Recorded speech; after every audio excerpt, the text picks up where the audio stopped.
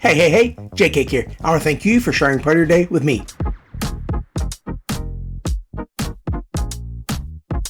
Ladies and gentlemen, today we're going to be heading back to Chicago, but not to talk about the White Sox. We're heading to the opposite side of the city to talk about the Cubbies. They were good enough for third in the NL Central with a record of 83-79. They did not make the playoffs, but this is a good young team that seems like they have players who have been in the league forever. But if they can put it together, this is another 500 team and potentially fighting for second place in this division. I don't necessarily think they have enough firepower to win the division, but again, contend for second and potentially push for a wild card. But in any case, in order to get to 500 above, in order to get to a potential wild card game, they have to look up to the team leaders from this past year, which did include youngster Pete Crow Armstrong, who led the team in triples, while Nico Hoerner, again, seems like he's been in the league forever, led the team in at-bats, hits, doubles, and stolen bases, while Ian Happ led the team in runs, RBIs, home runs, total bases, strikeouts, and walks. And then Seiya Suzuki, second-year man, making big plays again this year, leading the team in all percentage categories. When I say this team is young, I mean not only age-wise, but also familiarity with the Cubs organization in general. This is Seiya Suzuki's second year with the Cubs and second year in the United States. This is also Michael Busch's first year in the Cubs organization, second year because he spent his first one in the Dodgers organization, and he made himself at home with 21 home runs and 60 plus RBIs. He did also show great patience at the plate with 60 plus walks. Unfortunately, he did strike out 161 times, so if he could cut down on the strikes, he could absolutely get his OPS over 800. We talked about it before, but Pete Armstrong, or PCA, is absolutely a threat on the base pass. He had 27 stolen bases this year. That was second to Nico Hoerner on the team. He only had 31, so 4 separated first and second. The crazy thing is, PCA played in 28 less games than Nico Hoerner. So you give Pete Armstrong a full year, or at least the same number of games as Hoerner, probably looking at 40 stolen bases. And I say 40 because that would be with the idea that he already knows he's going to be running, and he has that confidence from 27 in his rookie year. Now here's the thing. I've said it before and I'll say it again. I know because I've already written the script. In order to get a stolen base, you have to get on base. And a 237 batting average, striking out 4 times as many times as you walk, that's not going to be good to get on base. That's not going to show promise for you to get on base much at all. Now, it's still impressive that he struck out 4 times as many times as he walked and only had a 237 batting average and still had 27 stolen bases. I'll give him that. But we know that Pete Armstrong is not going to be blasting home runs left and right, but he could, with growth, with power, with maturity, better at the plate, being able to square up a few more balls, could potentially go for 20-40. We know he's going to have at least 20 or 30 stolen bases, but I say 20 with more maturity. He's only 22. He could absolutely get there at some point in time. I mean, look at what Mark McGwire did. Look at what Sammy Sosa did. I mean, they can do it. Barry Bonds, another great example. They absolutely went from skinny minis, stealing a bunch of bases, to heroes with plenty of power. All joking aside, Pete Armstrong obviously not going to be pumping the steroids. But while we're on the subject of guys who contributed a lot of home runs to their teams, let's talk about 5 guys who the Cubs lost who contributed a combined 54 home runs for them. Obviously, some guys hit more than others, but the names themselves will make you think, wow, it's going to be hard to replace those numbers because of what they can or probably should be doing with their new teams. Christopher Morel, Patrick Wisdom, Mike Tauchman, Cody Bellinger, and Isaac Paredes. All those guys have the ability to hit at least 20 home runs every year. However, not all of them have the ability to hit above the Mendoza line, as there were 2 of them, Morel and Patrick Wisdom, who were hitting below 200. There were 2 that were hitting in the 240s, and 1, Bellinger, who was hitting 266. So while you may not be able to produce the home runs, therefore the RBIs may not be as high, you can get some guys who have a little bit better or much better batting average. Higher average usually means better on-base percentage. Now, we can't speak for slugging or on-base plus slugging, but if you can get into scoring position just by getting on base, maybe a stolen base here and there, you can absolutely still produce at a high level. As we're talking about average, I want to talk about this stat.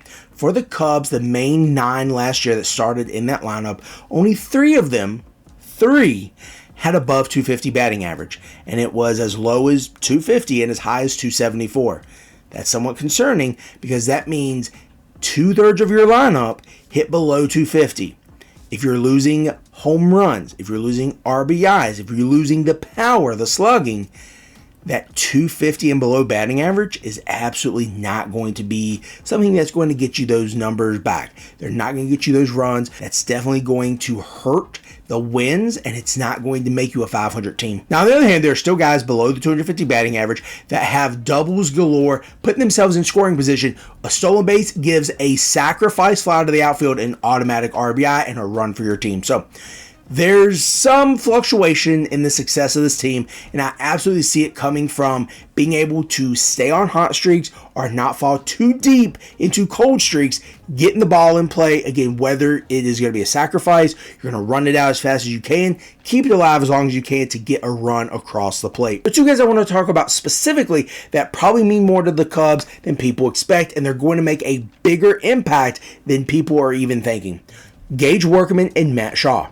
Gage Workman is a Rule 5 pick from the Detroit Tigers, meaning the Cubs cannot send him down to the minors or they give him back to the Tigers. At this point in time, Workman is 14 for 33, 3 home runs, 13 RBIs, 3 stolen bases, and a 424 batting average. I don't think they're giving him back. Now, Matt Shaw, on the other hand, is already penciled in as a starting third baseman for the Cubs. He does have second eligibility. Right now, John Berti is the starting second baseman with Nico Horner out.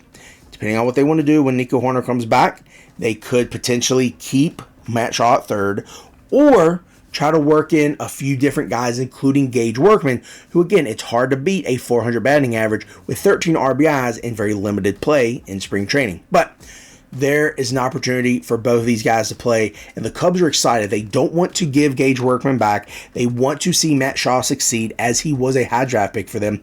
So both of those guys, if you don't have them on your fantasy team, look at them, see if you have the opportunity to put them in an A spot. They may not be able to do that with Gage Workman, because if they send him down to the minors, he goes back to the Tigers, which I'm sure the Tigers wouldn't mind him with Matt Vierling being hurt. As we get to pitching, there's only 4 names you need to know. First one, Kyle Hendricks, led the team in losses. Second, Shota Imanaga, led the team in everything else, except holds and saves. Holds went to Tyson Miller, Tyson Miller. Everyone knows Tyson Miller. And the saves went to Hector Neris. We've talked about him before. Moving from one guy who's not even with the Cubs anymore to a guy the Cubs don't ever want to give up. Shota Imanaga impressed in his first year, not only in the United States, but in Major League Baseball. His first year at the Major League level, Shota Imanaga showed why he should have received more press than Yoshinobu, who signed with the Dodgers.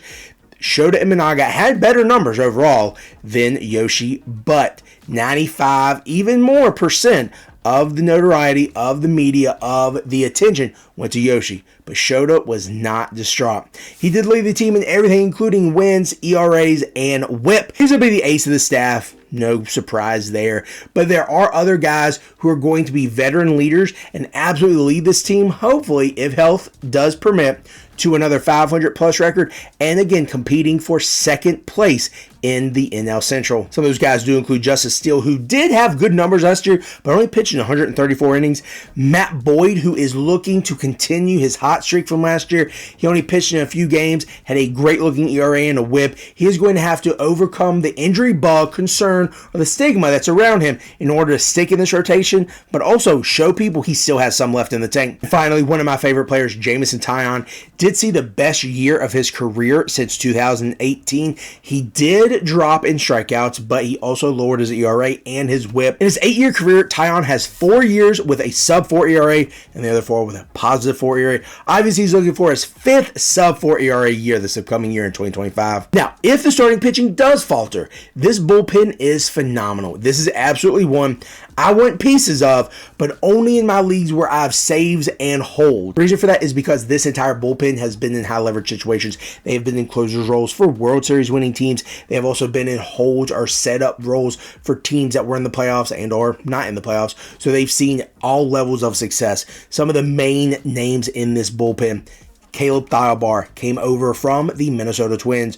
Julian Mayweather did spend time with the Cubs this last year. Nate Pearson came over from the Blue Jays. They do still have Tyson Miller, and then they brought in Ryan Brazier and Ryan Presley. Then they have Porter Hodge, one of the guys that they would like to be the ultimate closer, but obviously bringing in a veteran presence like Presley kind of put a little kink in that. But both of these guys will be getting save chances unless Presley just forgets how to pitch or the other. Porter Hodge forgets how to pitch. This is going to be a strong bullpen. Definitely want pieces of it in holds and saves. As we get to the adds and drops, many of these players were in the bullpen. They did bring a few others for the starting pitching, including Colin Ray, Matt Boyd, and very recently, Lance Lynn. That's still in the talks, but if they were to add Lance Lynn, he'd probably take Colin Ray's spot. He's a guy who can get you some strikeouts, but again, this isn't the magic season he had when he was with the Dodgers, not the magic season or seasons he had with the Cardinals. So he is going to go from the red to the blue in one of the most heated rivalries. It's no Red Sox-Yankees, but it's still a rivalry. They also brought in Justin Turner, who could compete at first, pushing Michael Busch over to third, then Matt Shaw being at second. That would give you a lot more power. Less speed, but more power. And then they brought in a trade, Vidal Bruján. I think I said his name right. Probably not. But he was one of the guys who the Marlins had very high in their system. No longer with them. Trying to compete for a spot on this team. He can play infield. He can play outfield. And then finally, Gage Workman, the Rule 5 pick from the Tigers.